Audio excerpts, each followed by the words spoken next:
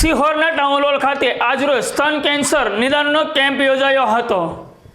સિહોર મહિલા મંડળ Bhavnagar, Indian red cross society Bhavnagar sir T હોસ્પિટલના સહયોગથી સિહોર ટાઉન હોલ ખાતે સ્તન કેન્સર રોગ અંતર્ગત નિદાન કેમ્પ રાખવામાં આવ્યો હતો, જેમાં બહોળી સંખ્યામાં જરૂરિયાતમંદ બહેનોએ નિદાન કેમ્પમાં લાભ લીધો હતો।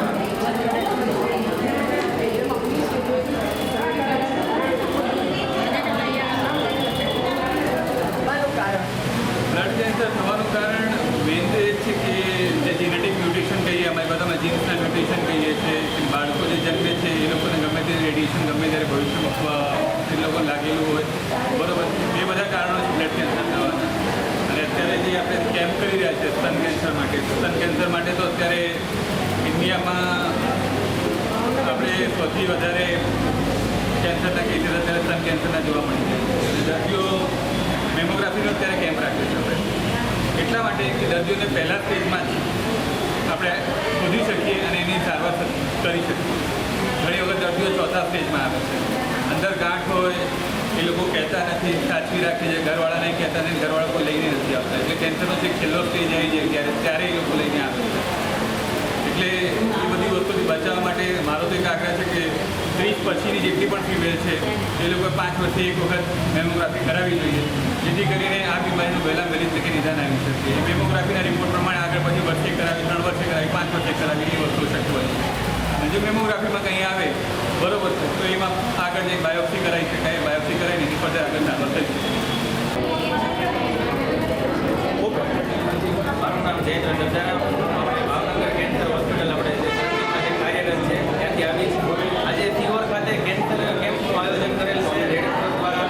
તો આજે ભાવનગર કેન્સરની ટીમ, અમદાવાદની અને ભાવનગરની ટીમ કેન્સરની બધી ડૉક્ટર સહિતની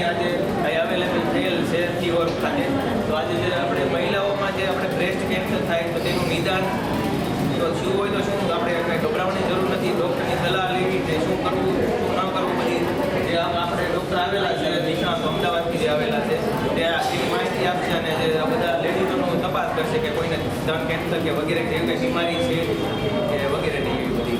આજે શિહોર ખાતે ઉત્તા પરિવાર અબગણકુલે મહિલા મંડળ અને ઇન્ડિયન રેડક્રોસ સોસાયટી ભાવનગરની શાખાએ દ્વારા બહેનો માટેના સ્તન કેન્સરના મેમોગ્રાફીનો કેમ્પ રાખવામાં આવેલો છે.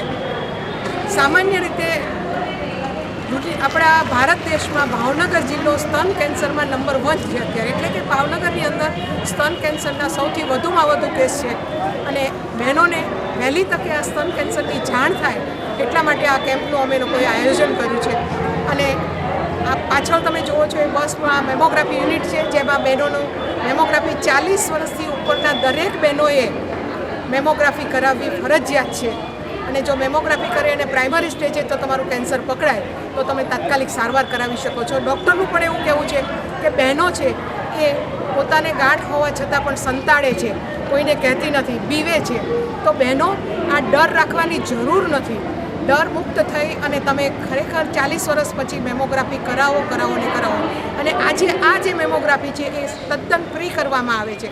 જે મેમોગ્રાફીનો તમે બીજે પ્રાઇવેટમાં જાઓ તો 3,000 થી 4,000 રૂપિયા ચાર્જ થાય, જ્યારે અહીંયા ફ્રી છે અને મોટી સંખ્યામાં બહેનો ભાગ લઈ રહ્યા છે.